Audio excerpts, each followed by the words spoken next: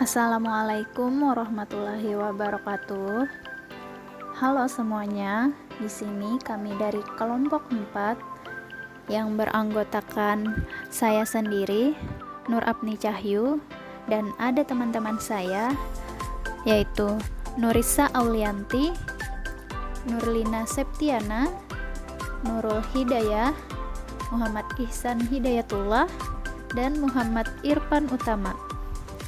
Pada video kali ini, kelompok kami akan membahas tentang aspek kemampuan perspektif penilaian dan evaluasi dalam Understanding by Design pada mata kuliah Perancang dan Pengembangan Kurikulum yang diampu oleh Bapak DRS Sunarno MPD.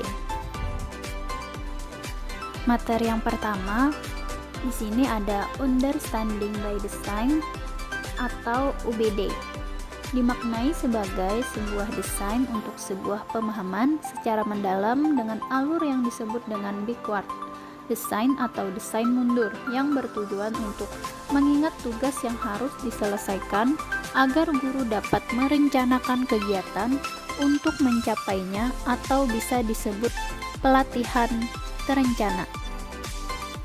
Pada penilaian dan evaluasi UBO, peserta didik dinyatakan memiliki kemampuan perspektif apabila mereka yang pertama kredibel, yang kedua mengungkapkan, yang ketiga berwawasan, yang keempat masuk akal, dan yang kelima tidak biasa.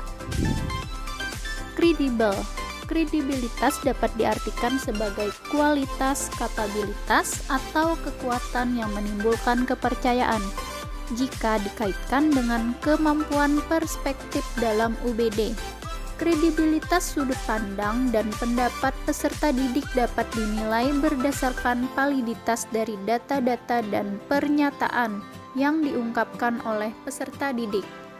Apabila sumber bacaan dan data yang digunakan valid, serta pernyataan yang dikemukakan berdasarkan pengalamannya sendiri, maka sudut pandang peserta didik dapat dikatakan kredibel.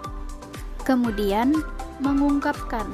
Mengungkapkan adalah kemampuan berpikir kritis peserta didik dalam menyampaikan opini atau pendapat mereka dari berbagai sudut pandang.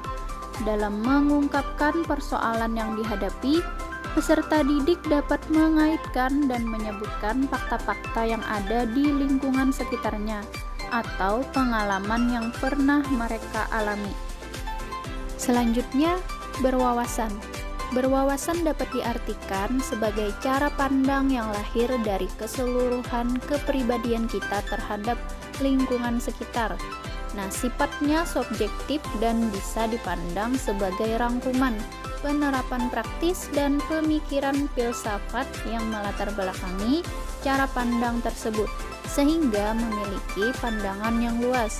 Wawasan bukan hanya sekedar mengetahui informasi atau pengetahuan yang luas, melainkan juga mampu menggambarkan dan menjabarkan sudut pandang yang dimiliki oleh seseorang. Kemudian, masuk akal. Nah, masuk akal dalam kaitan perspektif adalah peserta didik dapat melihat suatu hal dari sudut pandang yang berbeda.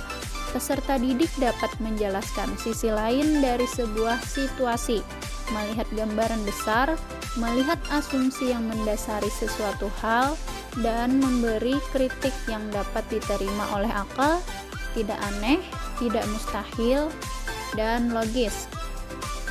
Dan yang terakhir itu ada tidak biasa.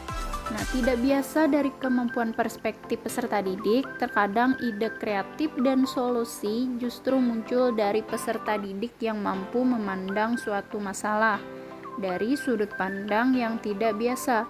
Keunikan sudut pandang atau perspektif peserta didik inilah yang akan memunculkan berbagai macam pendapat yang berbeda satu sama lain.